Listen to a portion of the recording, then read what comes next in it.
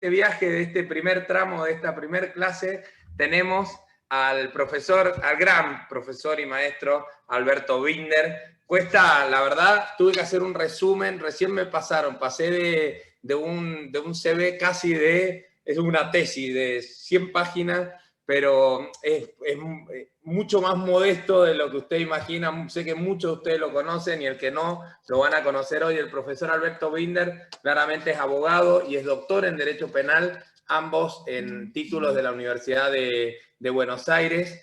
Tiene muchos antecedentes, yo voy a remarcar uno, por ahí nunca lo presenten con ese antecedente, pero fue auxiliar de la Justicia Nacional, su primer trabajo fue auxiliar de la Justicia Nacional de Capital Federal, fuero penal y contravencional. Yo siempre digo, quien llega a grandes cosas ha pasado por hasta el mínimo más chico y a lo mejor más pequeño cargo, y eso es lo que uno le hace comprender las necesidades de toda la organización del Poder Judicial. Ha sido director de proyecto de creación de la Red Latinoamericana de Democratización de la Justicia, del PNUD, y ha sido asesor de muchas de las provincias argentinas, entre ellos Mendoza, soy testigo de eso, y de muchos países latinoamericanos, y yo por eso decía que no hay casualidades sino causalidades. Tenemos miembros de muchos de esos países, nombro Guatemala, Salvador, Honduras, Costa Rica, República Dominicana, Venezuela, Bolivia, Panamá. También es asesor, como sabemos, del centro del CEJAS, es profesor. Cuando veo el profesor y docente, es profesor de más de 21 casas de estudio, de posgrado, de diplomados, de carreras de grado. También director de tesis doctorales. Ha recibido numerosos premios de distinción, entre ellos honoris causa de la Universidad de San Pedro de Trujillo de República de Perú, de la Universidad Guillermo Iribarren de Venezuela, de la Universidad Antenor Orrego de la República de Perú, también de la Universidad San Simón de Cochabamba, Bolivia, y de la Universidad Nacional Pilar de Paraguay. Publicaciones, más de 25 libros de autor personal y más de 11 obras colectivas. Así que con ustedes, gracias, doctor Binder, gracias, querido Alberto, por hacer el cierre de esta primera jornada. La clase es toda tuya. Bien, muchas gracias. No era necesario presentar tanto. Muy agradecido por estar acá con ustedes. No es natural, no hay que acostumbrarse a tener 400 y pico de personas que a uno lo están escuchando. Yo siempre me maravillo de eso. Así que es un privilegio enorme poder estar hablando y de temas de la importancia que tiene esto. Yo no voy a hablar de tecnología ni de pandemia, no porque no sean temas que me interesan, sino porque Jaime ha hablado y ha hablado muy bien. Estuve buscando para subirla, pero no lo encontré, ya lo pedí, después lo subo al campus. Unas conferencias donde también me metí en esto que Jaime dijo muy bien, que son las tensiones de este momento entre el proyecto de digitalización, el proyecto de virtualidad y el viejo proyecto de humanización de la justicia. Estas tensiones no están resueltas, no van a estar resueltas posiblemente nunca. Es un tema que esta época lo ha tomado, lo ha puesto muy claramente sobre la mesa, así que habrá que trabajar en el futuro. Este diplomado a ustedes les va a dar herramientas para ello, pero yo me voy a ir a un paso más abajo, porque voy a hablar del problema organizacional, que para mí sigue siendo el gran desafío de toda la reforma, de todo el Poder Judicial de América Latina. También les puse a disposición un pequeño artículo, un librito, un ensayo, que se llama La Nueva Justicia Penal, creo. Si no, también lo voy a subir, si no está ese que se llama La Nueva Justicia Penal de América Latina, donde nosotros lo que tratamos es de tener una guía de análisis y trabajo de 30 años de reforma de la justicia penal. No 1, 2, sino hace 30 años que estamos trabajando en esto. Y como ocurre en todas las políticas públicas, como Wildavsky nos enseña alrededor de las políticas públicas, ellas no se desarrollan en base a etapas racionales, o etapas así rígidas, sino que más bien tienen un desarrollo espiralado. Son como espirales donde A uno le va tocando pasar a veces por el mismo lado, con otra profundidad, con otra experiencia, con otra manifestación del problema que se ha modificado por la propia intervención de las etapas anteriores. Así como nosotros identificamos una primera etapa en la cual, donde lo que se discute en América Latina básicamente son las reglas de juego de la justicia penal. Esto que llamamos la adopción del sistema acusatorio, es decir, división de funciones, oralidad, defensa muy activa, método de selección de casos, tutela y protagonismo de la víctima. Es decir, las reglas de juego del sistema es lo que toma los primeros 10 años de esos 30 de un modo más intenso. Y esto de alguna manera todavía sigue teniendo alguna discusión, pero se ha ido calmando. Ya uno podría decir que América Latina ha tomado el sistema acusatorio adversarial como la figura que marca el diseño macro de la justicia penal en sus reglas de juego básicas, porque el nombre es el nombre de fantasía que se le da a un conjunto de reglas que hoy las adoptamos. Y no es un tema menor que se haya adaptado eso. Fíjense ustedes que en el caso de la Argentina, recién el anteaño, en el 2019, tenemos el primer fallo de la Corte, que es el fallo Canales, el tema del primer fallo que llega de jurados, que dice con claridad, miren, sistema acusatorio, adversarial, con jurados es el sistema que establece nuestra Constitución. Pero en términos generales, esta idea de que este es el modelo que tenemos que tener, está más o menos clara. Y eso ha sido una pelea dura, muy dura, de los primeros, que se manifiesta claramente en los primeros 10 años. Ahora, ¿qué es lo que descubrimos después, en una segunda etapa, en un segundo momento del proceso de reforma? Bueno, y en esto mucho tuvo que ver una serie de evaluaciones que hizo el CEJA, en la cual todos participábamos, pero que fueron las primeras evaluaciones empíricas sobre el resultado de la justicia penal, que lo que descubrimos, bueno, que a la hora de ver cómo los países ponían en marcha estos sistemas, nos encontrábamos con muchísimas dificultades. Ustedes me dirán, ¿esto sirve hasta ahora? Claro que sirve hasta ahora. Y ahí la pregunta fue crítica. ¿Por qué razón esto que está bastante claro y que en realidad nadie estaba inventando demasiado, esto que llamábamos, en Venezuela llamaban la revolución de Perogrullo, porque esto de que el acusador el fiscal tenga que acusar, el defensor tenga que defenderse, el juez lo tenga que controlar y todo esto lo hagan en un juicio público, la verdad que no era una idea muy compleja, digamos, para llevar adelante. Pero uno después iba a los países y esto no se podía poner en marcha. Y ahí nacen las dos grandes convicciones que van a hacernos saltar de etapa y que son las siguientes. Por un lado, se toma una muy clara idea, de esto no vamos a hablar de esto primero que digo, de que el abogado latinoamericano no sabía litigar. Y bueno, y esto era razonable, si algunos países después de casi 500 años estaban haciendo su primer juicio oral, ¿por qué iban a aprender a litigar? Otros tenían oralidades imperfectas, como era el caso de Argentina, Costa Rica, Perú, Ecuador, sigue siendo en Brasil, pero no sabía litigar. Eso no nos vamos a ocupar de eso, porque de ahí nace la gran preocupación sobre la litigación y todo el desarrollo ese que es otro problema. Pero la idea que sí quiero conversar con ustedes en esta clase, que es fundamental, es que se toma conciencia de que si no se modificaba el molde de las organizaciones judiciales, el resultado iba a ser lo mismo que lo anterior, que no alcanzaba con el descubrimiento, con la consolidación de ciertas reglas de juego, sino que los modelos de organización judicial eran los que en última instancia tenían la mayor capacidad de producir prácticas concretas dentro del sistema. Esto ustedes me dirán es una idea simple, bueno, pero que así son los descubrimientos en el proceso cuando uno trabaja sobre el terreno.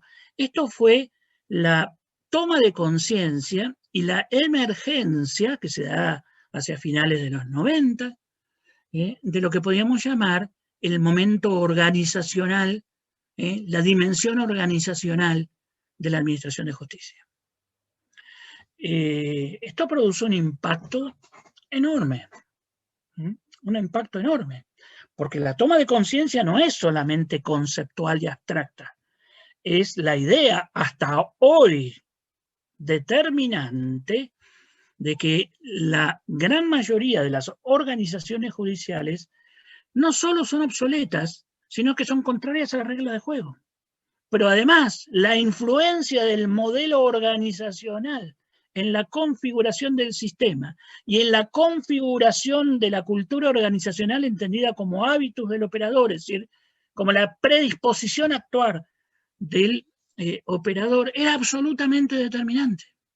Ahí me acuerdo que nace una especie de idea o de refrán, de guía del proceso, de guía de la actuación, que nos va a decir los modos de organización son tan o a veces más determinantes que las reglas procesales mismas. Y sobre todo, comienza una crítica a la organización judicial que no ha cesado. La crítica a la organización judicial es la crítica al modelo celular, el juzgado, la secretaría, las cámaras, las mismas cortes en su toda organización. Ese modelo, esa crítica al modelo de organización de la Administración de Justicia se vuelve determinante. Y allí nace una palabra que ustedes hoy día van a encontrar, y en este diplomado la van a encontrar, y vamos a hablar de ella de un modo natural, como si siempre hubiera existido, pero va a ser en esa época que nace una palabra que es gestión judicial, que antes no la teníamos en el léxico de los que nos preocupábamos de la reforma de la justicia. La emergencia de la palabra gestión judicial va de la mano de la emergencia, de la aparición del problema organizacional. Y ahí estamos. Ustedes me dirán, ¿esto se aplica al caso de la reforma de la justicia civil o al proceso civil? Se aplica igualmente, pero de un modo totalmente distinto. Porque, si bien en el caso del proceso penal no ocurre lo mismo ni en civil ni en constitucional, digamos, ni en contencioso administrativo, por separar algunas cosas, digamos, no ocurre lo mismo en lo... A mí me gusta hablar de lo no penal porque lo constitucional, lo contencioso administrativo y lo civil privado no son exactamente situaciones que se puedan construir por referencia a lo penal, digamos. Bueno, entonces, es exactamente lo mismo. ¿Podemos trasladar ese mismo descubrimiento? Parcialmente sí. ¿Por qué? Porque si bien cuando hablamos de la justicia penal se consolida el consenso alrededor de las reglas de juego, y el concepto de las reglas de juego es muy importante, no lo vean como subestimación. Se puede meter gol con la mano, no se puede meter gol con la mano. Se juega con 11, no se juega con 11. Estas cosas, claro que influyen. Bueno, entonces, se consolida en materia penal eso, pero sin embargo, si ustedes ven, en materia civil, constitucional, contencioso administrativo, todavía sigue la discusión sobre las reglas. No es cierto que está saldado eso. No es cierto que está saldado eso. Entonces, no es exactamente lo mismo y por eso la emergencia del problema organizacional en penal es mucho más fuerte que lo que es en civil y lo que es en constitucional, lo que es en la civil. Pero volvamos a lo que yo puedo hablar con más propiedad, que es el tema penal. Aparece el problema organizacional, aparece algo que, sin lo cual no se puede hoy día enfrentar ningún programa de política judicial, que es la crítica a las organizaciones judiciales, y aparecen un montón de nuevos problemas. ¿Cuál es el primer problema que aparece? Que cuando uno dice voy a criticar, voy a empezar a mirar la justicia como una organización, uno se encuentra de que en realidad no puede tener una mirada unitaria. La ruptura, el sistema anterior usa una palabra que es organización judicial, que en los nuevos modelos, según la regla del juego, ya no es aplicable. No hay una sola organización judicial. Esto que es en el lenguaje de la época, hoy lo hemos superado, llamábamos la organización refleja, es decir, la justicia, la fiscalía, la defensoría, todos se organizaban bajo el mismo modelo celular. Un juzgado, una defensoría, una secretaría, etcétera, etcétera. Ese modelo, que era la crítica a las organizaciones, a la organización judicial, nos mostraba que hoy día, si queríamos hacer una organización que sirviera, que estuviera al servicio de las nuevas reglas de juego, había que romper esto. No había una sola organización, había tres por lo menos. Todavía, como yo creo que no se ha terminado de consolidar la analítica de la organización judicial, que es algo que hay que seguir desarrollándolo, porque tenemos mucho material. Ustedes, solo el material de análisis de las organizaciones y los autores, y pienso en Daft, y pienso en Kotler, pienso en tantos otros que ustedes conocen, toda la literatura sobre análisis de las organizaciones es inmensa. Todavía no lo hemos volcado hacia la crítica o el análisis institucional de las organizaciones judiciales. Pero son muchas. Por lo menos sabemos que hay tres. Y ahora vamos a ver cómo esto influye en la aparición de este momento organizacional.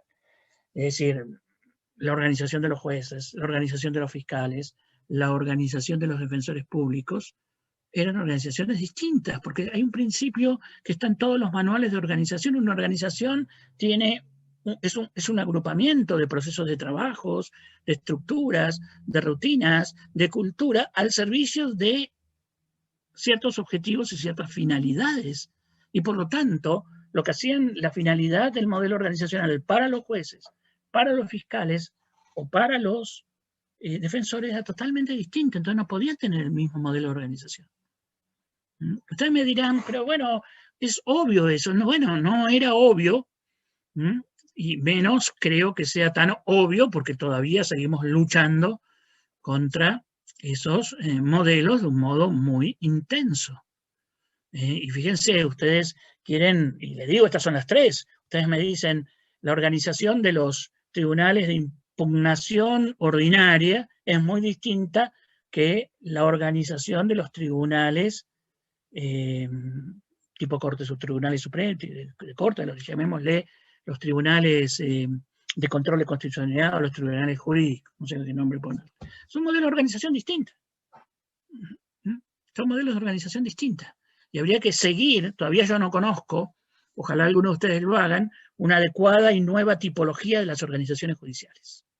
La organización de los servicios de control, que necesitamos tanto en penal y por lo que estamos peleando tanto, la organización de los servicios de notificaciones, la organización de, no sé, de los peritos, digamos, o de los servicios periciales. Es decir, hay muchas organizaciones judiciales distintas y todavía, a pesar de que descubrimos esto, tenemos un análisis de la organización tosco. Tosco. Así que mi primera invitación es que empiecen a trabajar en ese sentido. Todavía nos hace falta construir en América Latina un análisis de la organización judicial con mucha más riqueza de lo que veníamos haciendo, rompiendo los moldes anteriores y bajo el conocimiento claro de que si dejamos el modelo de organización anterior, no hay proceso de reforma que cumpla sus objetivos. En esto quiero ser enfático. Es imposible. No, Alberto, más dificultoso. Imposible. Sí. ¿De dónde nutrirnos para repensar esas organizaciones? Para no pensarlas solas de derecho. ¿De dónde te lo imaginas? De la literatura, me lo imagino, en base a la experiencia, como siempre, en base al análisis empírico, que tenemos muy poco, porque se destinan muy pocos estudios a eso, pero sobre todo hay una enorme literatura sobre organizaciones. No se olviden, yo creo que desde la Segunda Guerra Mundial, donde para hacer digamos, la invasión de Normandía había que alimentar a 500.000 tipos al mismo tiempo y organizarle los baños y las cosas, el desarrollo que tiene la teoría organizacional en la segunda mitad del siglo XX es inmenso.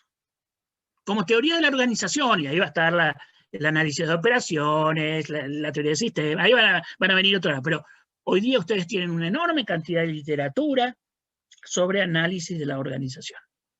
En nuestro país los que más trabajaron esto era Etkin, por ejemplo, y alguien que comenzó, porque yo me acuerdo cuando empezamos a trabajar en el año 86 esto y nos encontramos este problema, fuimos a tratar de conectarnos con esto, y el que empezó esto, pero después lo abandonó, era Leonardo Schwarstein, que después trabajó mucho en psicología de las organizaciones, pero todavía tiene material muy interesante sobre identidad de las organizaciones, Bueno.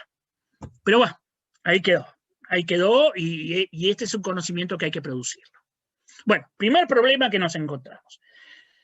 Segundo problema que nos encontramos ante esta emergencia del problema organizacional, la interdisciplina.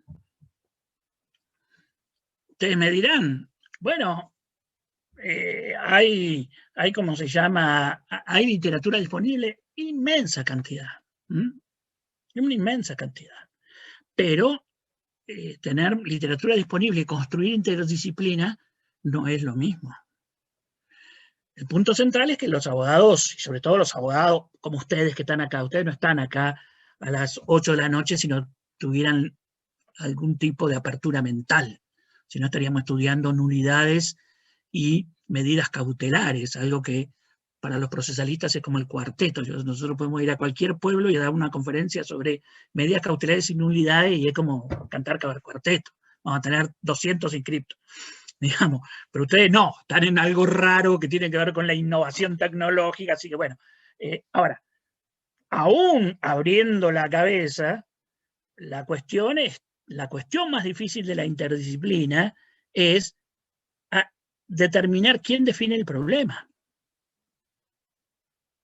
Ese es el punto. ¿Quién define el problema? Y ahí es donde nos hemos encontrado con una tradición terrible dentro del Poder Judicial, por el que el Poder Judicial hay que pintar un despacho y se cree que hay que comprar pintura judicial.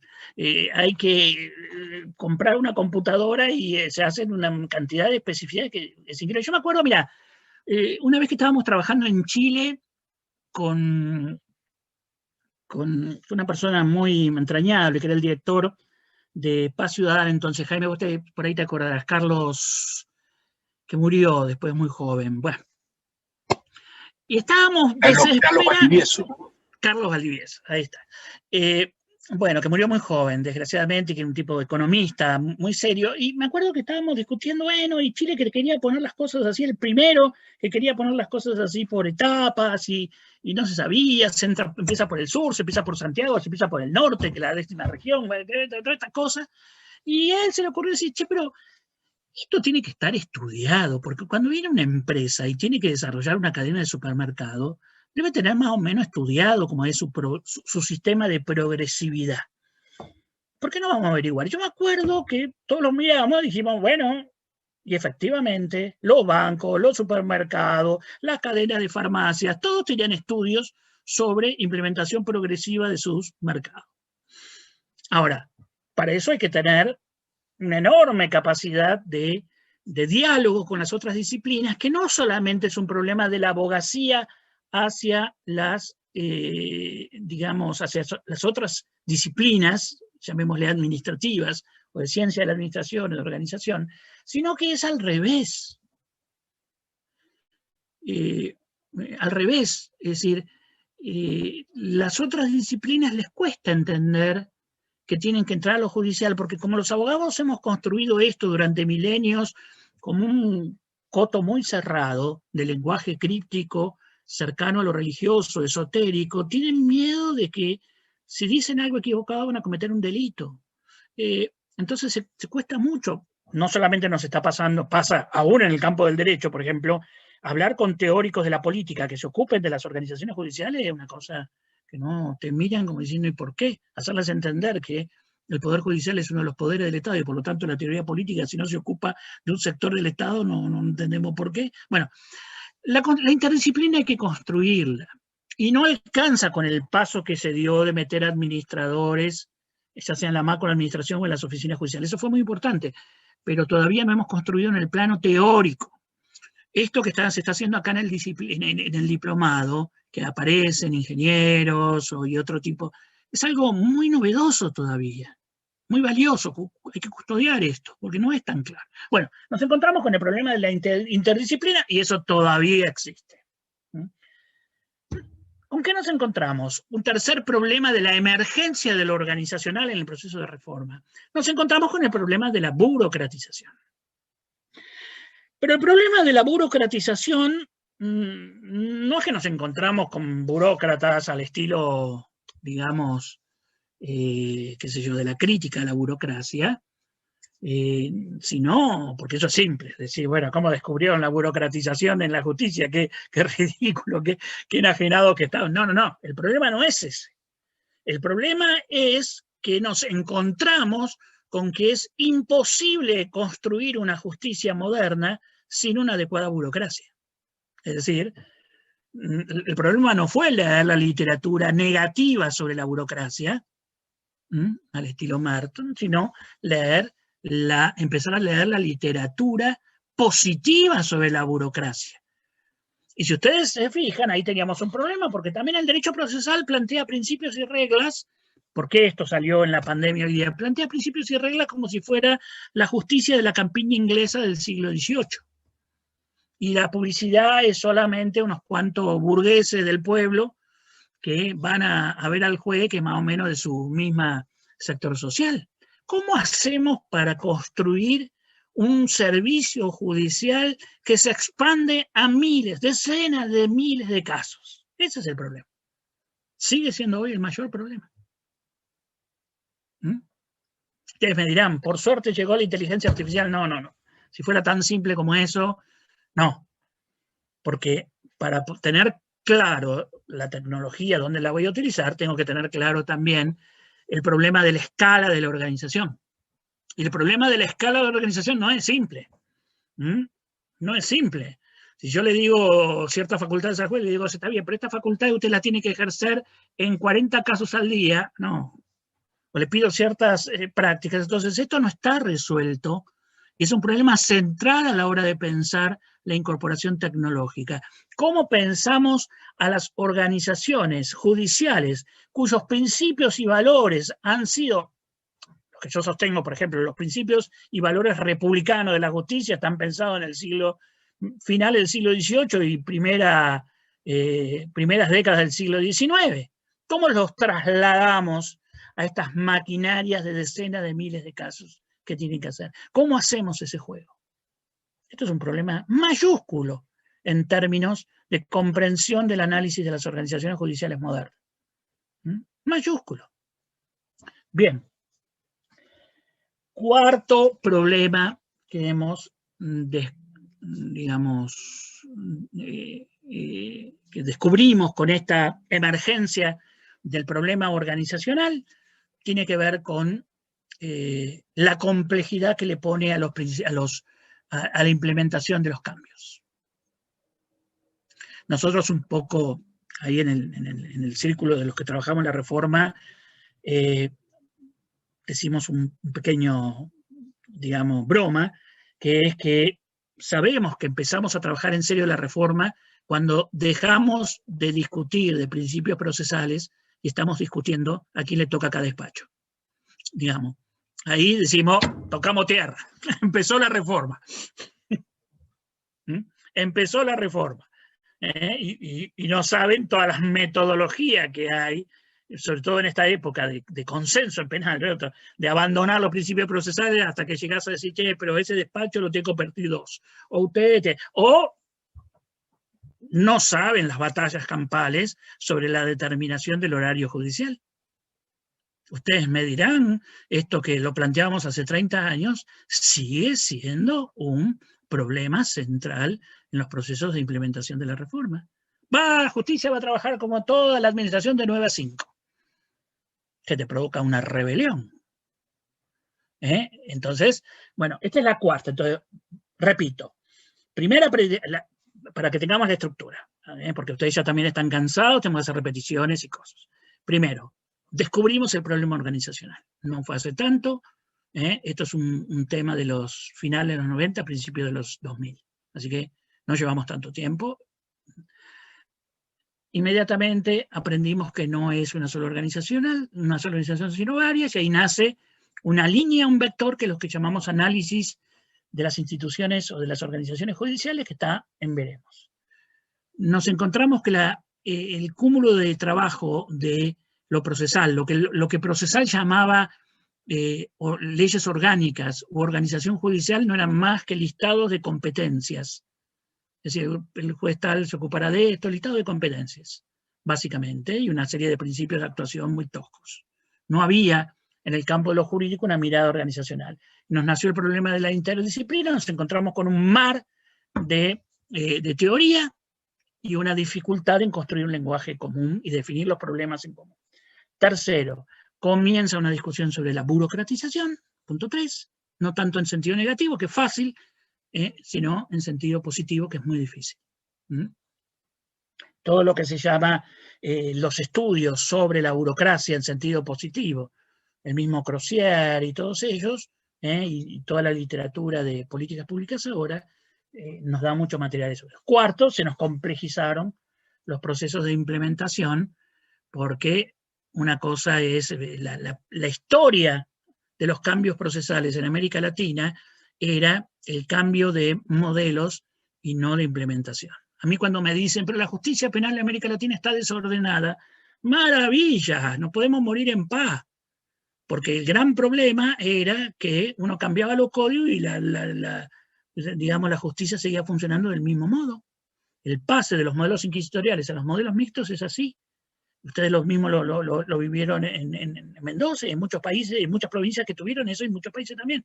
Es decir, se le ponía una guinda de juicio oral que rápidamente era distorsionado, un funcionamiento bastante igual. ¿Esto lo tenemos hoy día? Claro que lo tenemos hoy día, pero con un desorden mayúsculo. Porque esto tocamos tierra de un modo distinto. Quinto problema que nos apareció cuando manejamos, cuando apareció la dimensión organizacional, y bueno, ¿quién maneja las organizaciones judiciales? ¿Quién lo hace? El problema del liderazgo, ustedes van a tener una serie de materias sobre este problema. El problema del liderazgo de las organizaciones judiciales es un problema mayúsculo, pero mayúsculo. Alguien dice, bueno, obviamente cada organización tiene su problema particular, porque son distintas, pero todas tienen problemas de liderazgo. ¿Necesito un fiscal con una gran capacidad de gestión o una gran capacidad de comprensión de los problemas político-criminales o de comunicación con la sociedad? Los presidentes de corte carismáticos que manejaban el poder judicial ya no existen. Cualquiera que conozca un tribunal colegiado tienen la desgracia de tener que trabajar sobre muchas veces el mínimo común denominador y no la potenciación de cada uno de sus miembros. Entonces el liderazgo en las organizaciones, y sobre todo el liderazgo en organizaciones que están en procesos de cambio, es un problema muy difícil y no alcanza con 3 o 4 libros de coaching ontológico, de coaching organizacional o de programación o lo que fuera. No alcanza. Es complicado. Es súper complicado. Bien, esos son los 5 problemas centrales que yo elegí porque tienen que ver mucho con temas que ustedes van a tratar en este diplomado. Cada uno de ellos. Van a tratarlo, van a ver cualquier problema de incorporación tecnológica. La tecnología es una herramienta de cambio organizacional. Y al ser una herramienta de cambio organizacional, se va a encontrar con cada uno de estos problemas. Por eso elegí estos 5, puede haber muchos más, pero no quería complejizarlo más. ¿Vamos bien, Mario? Estamos perfecto, Alberto. Así que si querés un tiempito más y después empezamos con preguntas. Ahí la veo a Claudia. Claudia, si querés después desmuteate porque no te vimos al principio. Está la presidenta de Reflejar de las Escuelas Judiciales Argentinas. Sí, Alberto, Claudia, seguimos. Saludos, Claudia. Bueno, en base ahora voy a hacer un punteo de problemas, por un punteo nada más, como si fuera un para que vean los problemas. Dijimos que eran muchas organizaciones. Aparecen problemas propios del Ministerio Público. El primer problema que tenemos con el Ministerio Público Penal, y ahora hablo también del Ministerio Público Civil, es que nosotros lo pensábamos al Ministerio Público tradicionalmente, los procesalistas y los penalistas. Si ustedes le pregunto a casi todos, dirán, no, el Ministerio Público es un poder requirente, algo que todos aprendimos en la facultad de Derecho, en las escuelas, en la literatura, Bené Maricón, de todo demás. ¿Qué es lo que aprendimos en la práctica y que tiene impacto? Que el Ministerio Público a veces es un poder requirente. Es en sí mismo una gran maquinaria de toma de decisiones. Yo recuerdo que fue Cristian Rigo el primero que llamó la atención sobre esto. ¡Hey! ¿Por qué están hablando del Ministerio Público de poder requiriente si el 5% de los casos está requiriendo cosas, el 80% las está resolviendo él mismo? Y empieza un cambio de mirada alrededor de esto que es determinante, porque nosotros no estemos pensando, obviamente va a ser requiriente, obviamente va a tener que ir a audiencia, obviamente, y el 80% de los casos que resuelve hoy día, ¿cómo lo resuelve?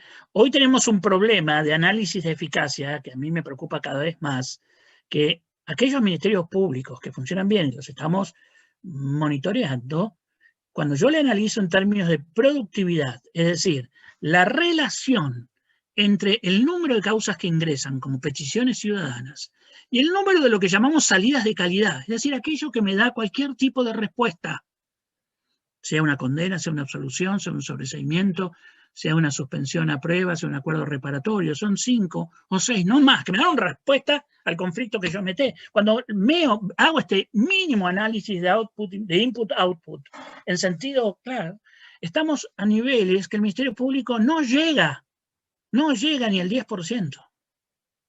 Yo a muchos fiscales amigos, y ellos saben que yo trabajo para el Ministerio Público, no lo hago como periodista, ni siquiera lo hago como académico, le digo, hey, ¿qué pasa si cualquier institución business, el 90% de lo que ingresa acá no llega a ningún lado? Es más, hay una discusión que hemos tenido con muchos ministerios públicos que uno le plantea esto, ahora que estamos trabajando en México, hay algunos ministerios públicos que nos llega al 4%. Insisto, tomando todas las salidas posibles.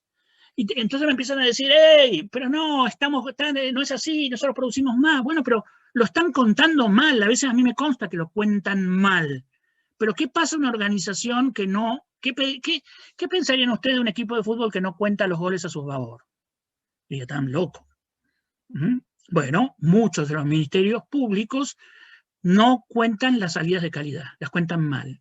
Y cada vez, y en algunos de ellos hace 5 o 6 años que estoy insistiendo en tratar de que cambien sus modelos de conteo, pues por ejemplo, no pueden usar una categoría archivo, porque si a uno le dicen, archive tu caso,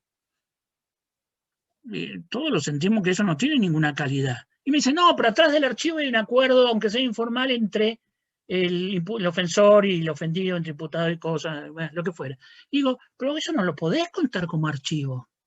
Ah, no, pero las categorías del Código Procesal es así. Bueno, pero eso, ¿se dan cuenta que eso es no tener ninguna idea de la dimensión organizacional de los problemas también? No solamente del tipo de eficacia. Bueno, tenemos Alberto, un problema. Hay un pequeño interrupción por muchas de las preguntas que hay. Tomando eso, que siempre ha sido un gran constructor de esta idea de indicadores, pero no solo indicadores como dimensión de los tiempos y de la calidad y del servicio de justicia, indicadores más organización, y te pongo en el medio si las organizaciones, primer pregunta o discusión que lo has venido planteando en transcurso de toda la clase, están enfocados en el servicio de justicia en vista al ciudadano, están como organización endógena reflexionando solo como organización, ¿se entiende? Y si el indicador parte de eso que vos decís, lo enfoca o lo pone en el centro del modelo de justicia. Yo creo que en términos discursivos, y es más, te diría, hoy tenemos una situación que es peor, que es porque te quiero, te aporreo. Yo no diría que el funcionario judicial de las últimas épocas es un funcionario al estilo de los viejos patricios que antes estaban en la justicia, que no le interesa nada y que... No. Hay una cierta sensibilidad, pero no saben cómo hacerlo, no creen que pueden tener una especie de amor indeterminado del ciudadano que no pasa por los resultados. Es lo que nos está ocurriendo de un modo dramático con la víctima. ¿Quién hoy día no está a favor de la víctima? Pero vos contás los resultados y decís, hey, si yo tengo que calcular el amor tuyo por los resultados, a vos no te importa nada. Bueno, entonces, hay pero fíjense que eso es un problema del desfasaje entre la cultura que se va absorbiendo a niveles genéricos y la técnica por esa cultura cerrada. Este tema, que después lo vamos a ver, de la relación entre cultura organizacional y práctica organizacional, hay libros enteros sobre esto, pero no está tematizado a nivel de lo judicial. Entonces, hoy a mí me preocupan más los judiciales sensibles, que quieren hacer las cosas bien y las hacen mal. que son muchos, son muchos, y que en última instancia luego ¿por qué es más preocupante ese tema? Porque te generan una especie de colchón de buenas intenciones, y bueno, pero no quiero tus buenas intenciones.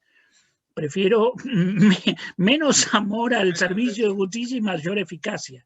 La palabra eficacia en penal es una palabra que nos cuesta discutirla. Pero bueno, entonces, primero, para no irnos cosas, tenemos el problema de cambiar la mirada del Ministerio Público de requirente a decisor en gran mayoría. Segundo, tenemos el problema de los modelos de organización del Ministerio Público, de una tensión difícil de lograr, porque en esto hay que hacer trabajos a medida entre lo que llamamos la lógica de la especialización y la lógica de la territorialidad.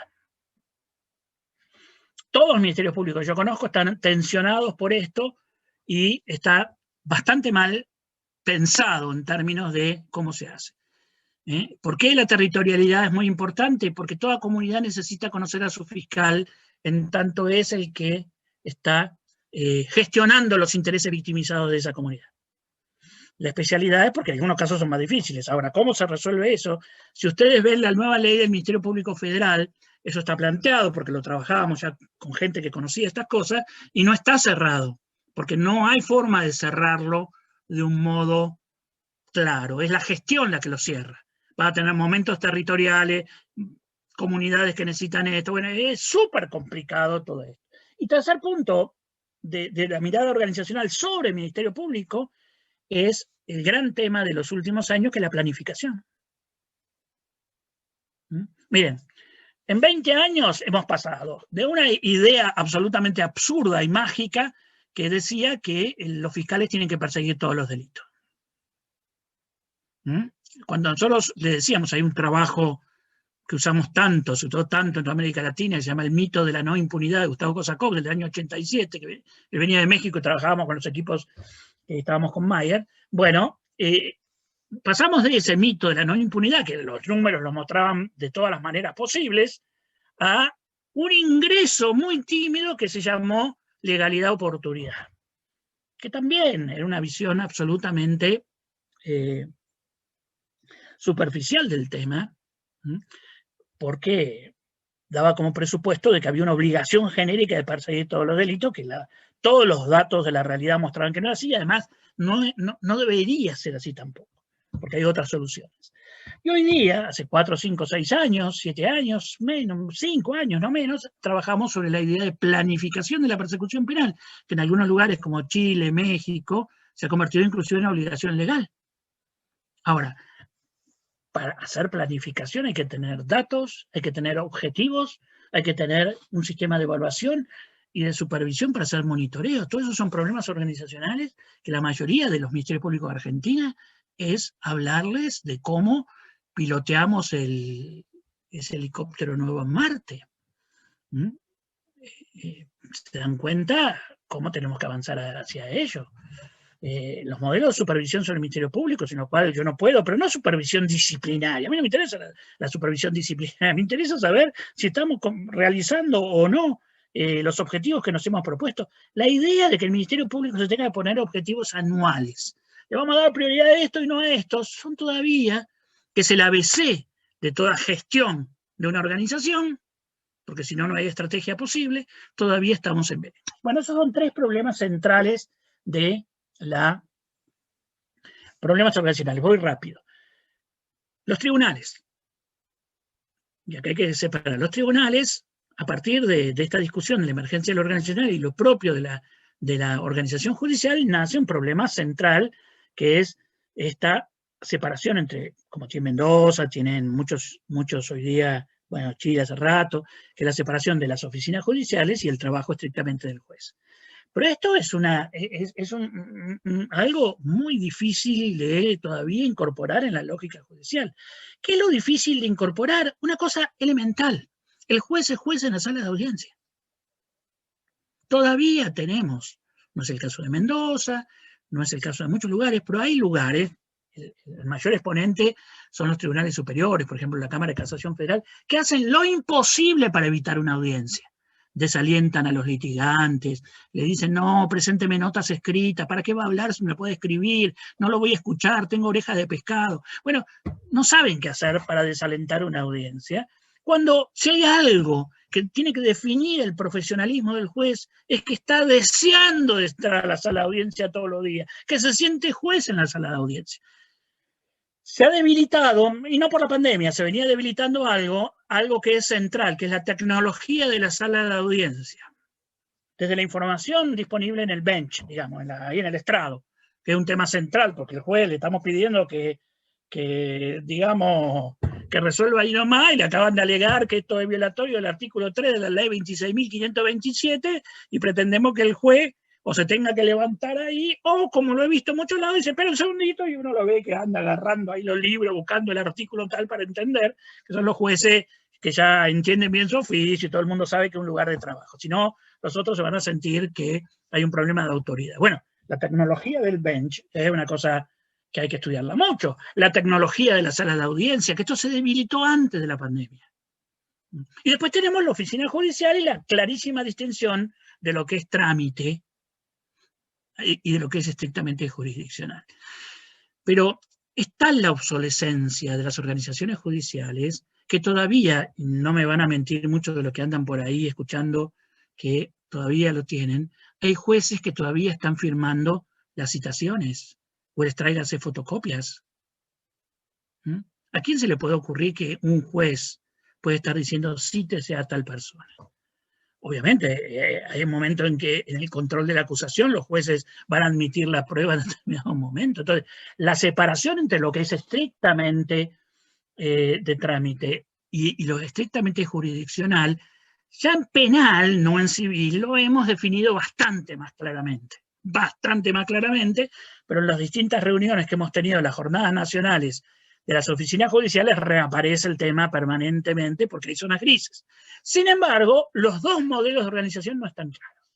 Ese es un problema central en hoy día el modelo de colegio de jueces, el modelo de oficinas judiciales y los servicios comunes. Antes hablábamos, en una época que hablábamos de servicios comunes, hoy día las notificaciones y esto. Justo ahora estoy trabajando en Bolivia, donde las notificaciones es un problema mayúsculo.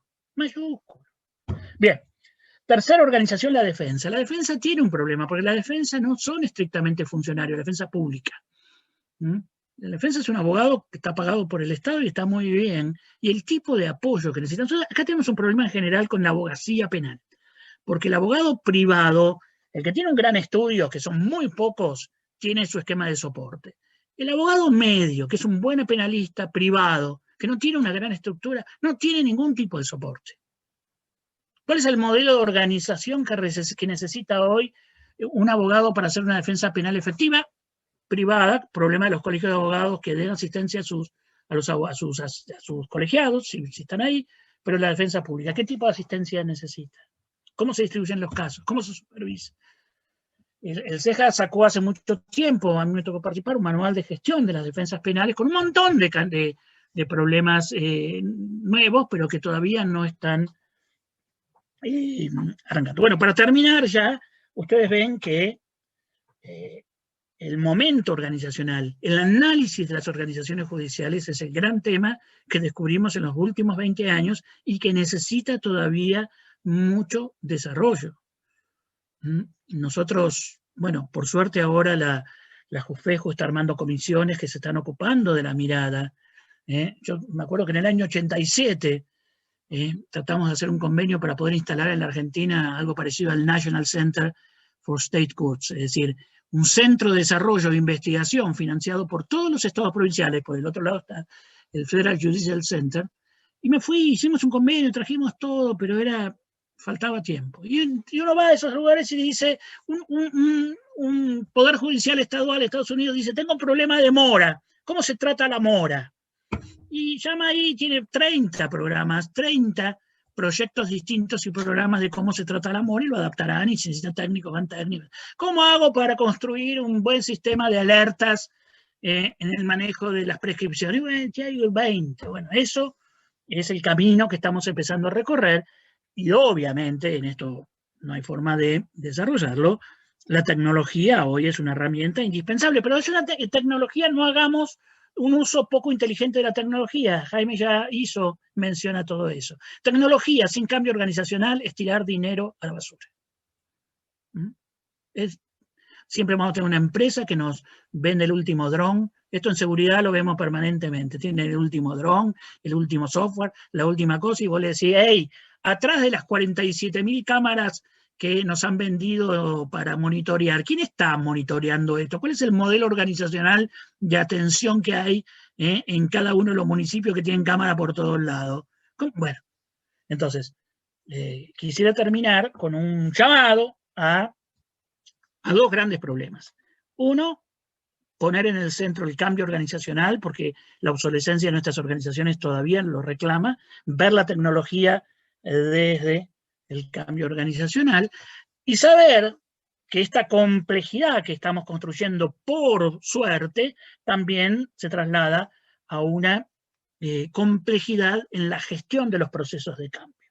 Esto no hay que mirarlo como como un defecto de los procesos de implementación, sino como una realidad. Hacer un código hoy día es lo más fácil del mundo. Modificar las prácticas de la justicia implica toda una tecnología de esa gestión del cambio que es mucho más compleja y no tenemos tampoco una reflexión y producción de conocimiento. Sí tenemos mucha experiencia práctica, mucha gente alrededor de cómo se gestionan los procesos de cambio. Bueno, muy bien. Alberto, creo que estamos ahí, ¿no?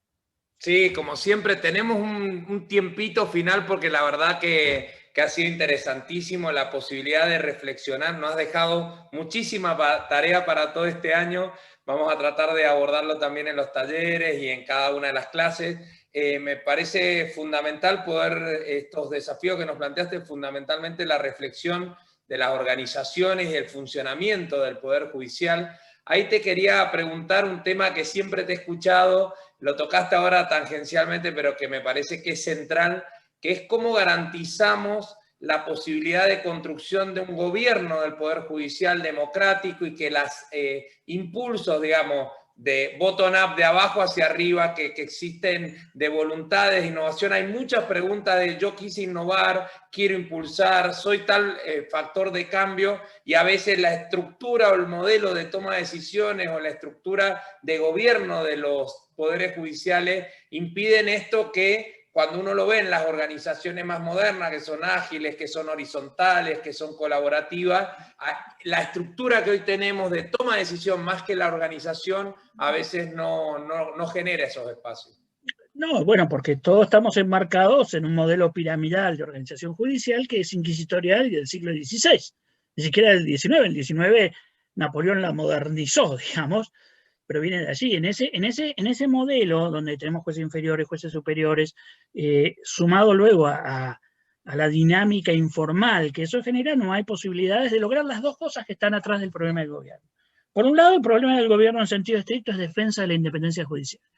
Y todavía cuesta que los jueces entiendan que la defensa de la independencia judicial, en sentido real, es un tema muy profundo, que en la Argentina solo lo estamos viendo en sus manifestaciones más brutales, pero va a venir porque tiene que ver con esta nueva configuración de lo judicial como un espacio político donde se dirimen intereses muy complejos. El gran cimbronazo que sufrió la Corte Interamericana de Derechos Humanos, que hizo temblar todo el sistema interamericano, proviene de cuando la Corte Interamericana hizo lugar a un pueblo indígena y le dijo no pueden construir la represa que el desarrollismo brasileño quiere hacer. No fueron los brasileños que dijeron, a ver, parece que ustedes no entendieron nada. Esto es Brasil, esto es una represa, estas son las industrias brasileñas. Bueno, la Corte Interamericana tenía razón, pero tenía que tener las espaldas. Fue un cimbronazo que iba a salir todo el mundo a responder frente a todo esto. El Poder Judicial hoy es así. Cualquier juez le van a plantear un problema que va a afectar a decenas de miles de personas. Entonces, la defensa de la independencia judicial en el nuevo contexto de una democracia compleja y juridizada, no solamente porque hay un traslado de la política a la justicia, que eso es cierto, pero es parte del fenómeno. Hay un problema de la estructura del sistema normativo que ha ampliado enormemente el catálogo de derechos, por suerte. Pero eso implica una serie de conflictos. Entonces, el primer problema es que el gobierno es defensa de la independencia de todos los jueces. Y esto se está haciendo muy imperfectamente. Y luego está el gran tema que es cómo hago una administración moderna de los recursos judiciales. Atria dice que lo estrictamente jurisdiccional es un poder nulo. Yo creo que se equivoca porque Montesquieu, cuando decía que el juez es un poder nulo, lo dice dos renglones más abajo, está pensando en los jurados. Claro, yo traigo los jurados, los junto, toman una decisión y se van. Pero las estructuras judiciales necesitan otro tipo moderno y especializado de gestión.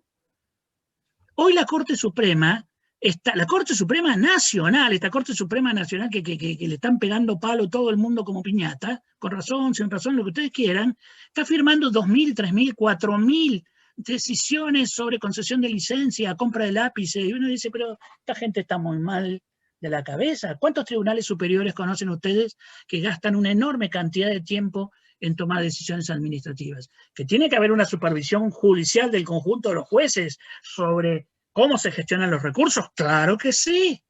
Pero este tema es un tema que se discute mucho porque los bancos, sobre todo el BID y el Banco Mundial, se meten inicialmente y se meten extemporáneamente con grandes proyectos de reforma administrativa para quitarle al Poder Judicial esto.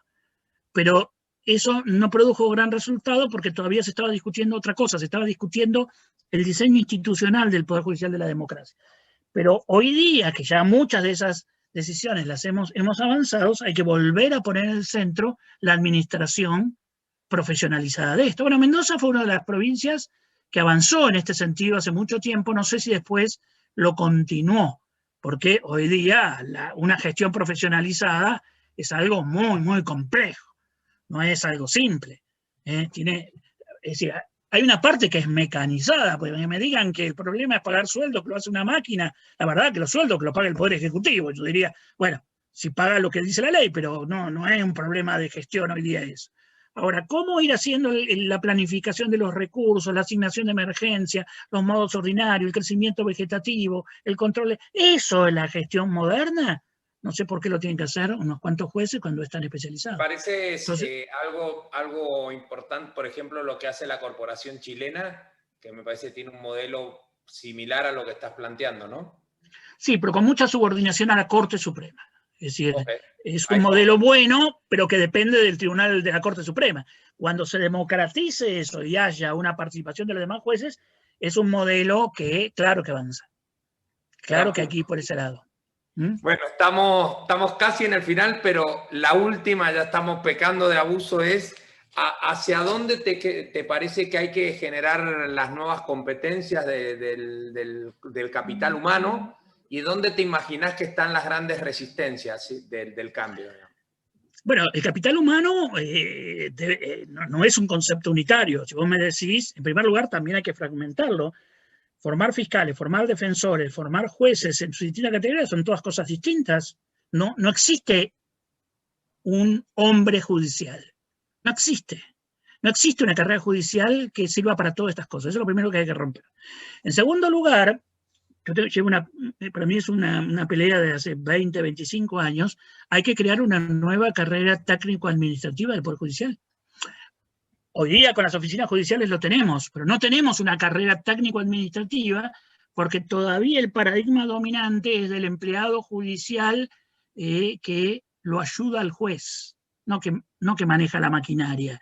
Ya sea porque lo ayuda, porque va a haber delegación de funciones, pero igual es una especie de auxiliar del juez. Ya la idea de las partes auxiliares del juez se va cayendo, pero todavía la idea de que el conjunto de empleados es un conjunto de secretarios alrededor. Bueno, fíjense la figura del secretario. Yo voy a ser feliz el día que se acabe con la figura del secretario judicial. No porque yo sé que hay jornadas nacionales del secretario judicial y me van a declarar enemigo público, pero soy enemigo público de los secretarios. ¿Por qué? Porque el concepto está mal y además es una irracionalidad del Estado. Los secretarios son excelentes defensores o fiscales, son gente con experiencia y bien pagada. Fíjense la irracionalidad del modelo organizacional, que vos sos abogado, te recibiste a los 6 meses y podés defender el mayor caso que vos quieras por la ley de abogacía. Te contrató el Estado con un sueldo muy bueno, ya no puedes hacer nada más que llevar expediente y tomar cosas. No tendría ni un solo empleado abogado. Ni un solo, voy a decir, bueno, 2 o 3 relatores por ahí que ayuden a manejar la jurisprudencia, pero basta de abogados en la carrera de empleados, necesitamos técnicos. Ustedes me dirán, hay que generar un mecanismo para que los abogados estudiantes, como vos me decías, que yo también fui meritorio de la justicia y ahí aprendí muchas cosas, participen, bueno, se hacen pasantías, se hacen cosas, hay 1000 formas de integrar a los estudiantes con el ejercicio de la abogacía, pero no esto que está ocurriendo es que el abogado joven, ya sea en la abogacía privada o en la administración de justicia, aprende lo peor de entrada porque no va a hacer casos, va a tramitar cosas. O va a ser ¿cómo se llama? Un empleado, procurador, tramitador de algunos estudios que lo explotan, o va a ir a tramitar cosas en la justicia. Cuando yo necesito que un abogado joven aprenda a ser abogado. Entonces estamos haciendo todas las cosas mal. Y esto, fíjense ustedes, capital humano es un gran tema de discusión, porque yo a veces, esto sale cuando después, claro que hay que hacer perfiles, pero los perfiles no han roto todavía con los paradigmas que están atrás. Uy, miren, tienen para hacer 4 años de diplomado. Muchas gracias. Realmente podríamos estar, se pasaron, si ustedes se han dado cuenta, hemos estado 3 horas. Todavía no estamos, por lo menos en muchas de las provincias, no hay todavía cierre, así que estamos con posibilidad de seguir caminando y sin embargo hemos estado concentrados en las 3 horas que han sido tanto Jaime como Alberto, como ya conocemos, sin duda impresionante. Yo quería darle finalmente la palabra a María del Carmen, está también Claudia, pero que María del Carmen nos ha acompañado toda la jornada, hacerte, María